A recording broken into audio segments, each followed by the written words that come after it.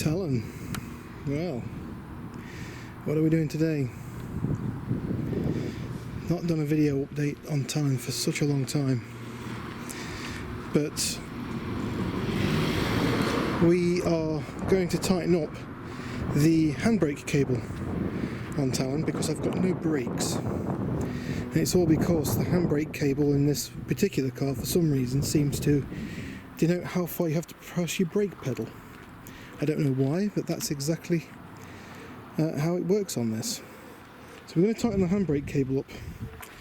It also means if ever the handbrake cable was to snap, I'd be kind of screwed, which is a bit of a scary thought, to be honest. I don't know why it does this, but at the moment the handbrake is off, but I've been having to drive this thing around with the handbrake up 3 clicks. Well, sometimes 4 clicks, mostly 4 clicks actually. On the 4th click, the brake, this wheel does bind slightly, only just slightly. After 10-15 minute drive, the hub of this, the brake drum of this wheel is slightly warm, which means it just must be catching a little bit in that one. The other side doesn't catch, but this side does just a little bit. So yeah, I have no idea why the brakes do this on this car. This car's never had good brakes. I've tried everything to get the brakes to work on this, but yeah, always had bad brakes on this car. The brake pedal incredibly spongy all the time, even though I've bled it multiple times. Had a vacuum chamber, had to put a vacuum on the brake system to keep the brake, to try and suck all the air out of it. That doesn't seem to work either. Yeah, I've tried everything I can think of to get the brakes on this thing working, just have a firm pedal. Nothing seems to work. And I won't mind, but it's a very simple brake system on this car. It's not complex. The brake bias valve has been changed on it. The master cylinder was changed. Front calipers have not been changed, but they're front calipers. If they don't leak, you shouldn't have spongy pedal. Rear slaves have been changed, and pretty much all the pipe work's been changed too, apart from the joining brake line which joins the master cylinder to the brake bias valve, because it's only about this bloody long, and it's still got all the paint on it, so I don't think it needs changing. No rust on it at all. Other than that, every pipe's been replaced on this car. But yeah, I cannot figure out why the brakes are spongy, but I've got a feeling it's because of something in the rear drums, which is what's causing it. Now, I wasn't planning on taking the rear drums off, but I probably could do. Pretty much everything in the rear drums have been replaced. The shoes, cylinders, everything you can think of in that's been replaced. Same, both sides are the same. When I pulled it out the garage last year, I can't believe it's been a year already. I can't believe how all the wheels have lined up. Sisley 4x4 Panda, looks good. When I pulled it out of the garage, it had no brakes at all. There was nothing on the pedal. Pedal went straight to the floor. After being stored for 8 years in the dry, thought that was a bit odd. Anyway, I pulled all the fluid out and replaced it, and it's been fine. Tells me somewhere air's getting into the system, which is a bit annoying. I don't know where, but it is.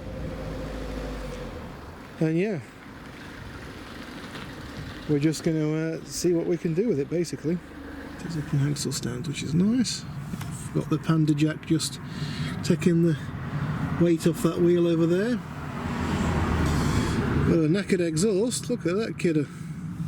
I've got a spare. I've got a brand new one, which I threw in the back because I knew the exhaust was bad on this thing. I threw it in the on the back seat when I took it in for an MOT, opened the pass it, and it did. Yeah, crikey me looking at my my early welding skills on this thing. Oh Christ, what a mess. Oh well, it is solid. That's all that matters. Okay, so handbrake adjustment. Nice and easy on these cars. Shame you have to go underneath to do it though. It's right there, look, and you can see I've undone that first nut. Let me hold the camera different. There we go. I've undone this nut here.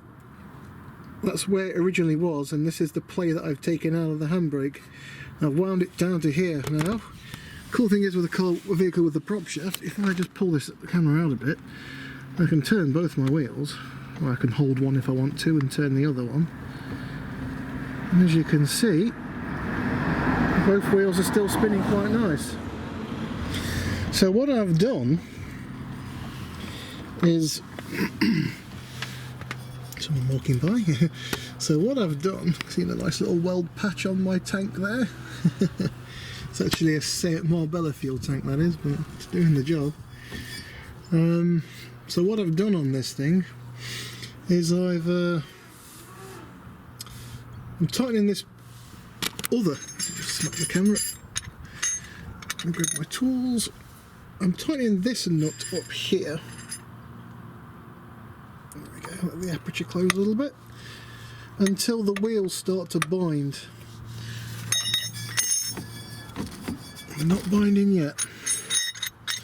And when they start to bind, what I'm doing then is I'm going to back it off 2 or 3 turns. I'm going to go inside the car, pull the handbrake up a few times, press and hold the brake and pull the handbrake up, and do some other stuff in there, just to try and get everything to sit right again. Still not hearing anything, because the cool thing is with drum brakes you can hear them. When they start to bind you'll hear it sort of hissing as the wheel spins, and that's the brakes trying to bind up. And I've done this before on the other Fiat Panda, Project Fallout, and that worked really well.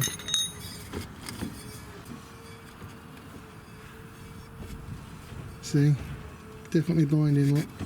You can hear it too. So I'm going to back that off just a bit.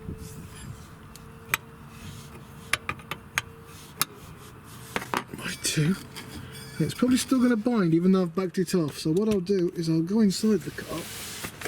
I'm getting too old for this. What a mess. Poor Talon. Wow.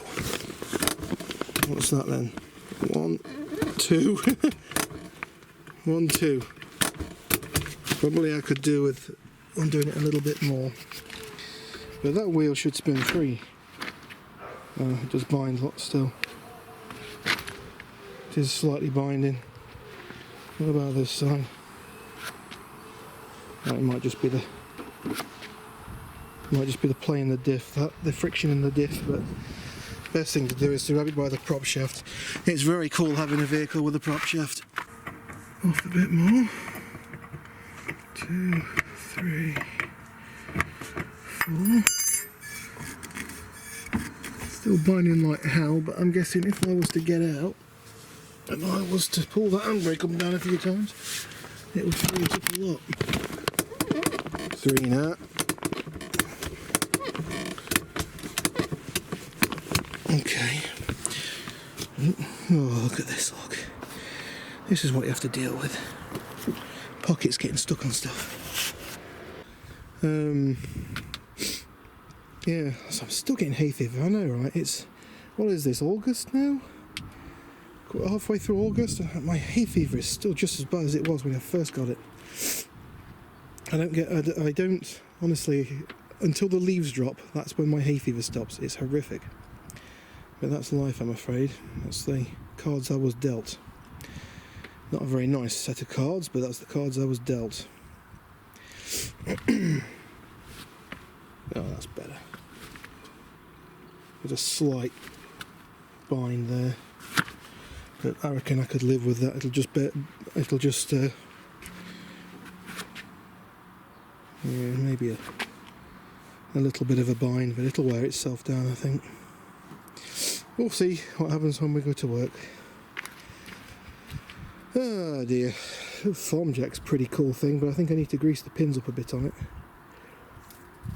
But yeah, they are a bit finicky, them form jacks. They do like to fall off them. so I will be watching myself with that. I've never used one before, it's the first time. Alright then, so I'll give it a test drive and see how it performs. Sorry, the wind is quite bad. It's always windy when I work on cars. And yeah, that should do for the brakes.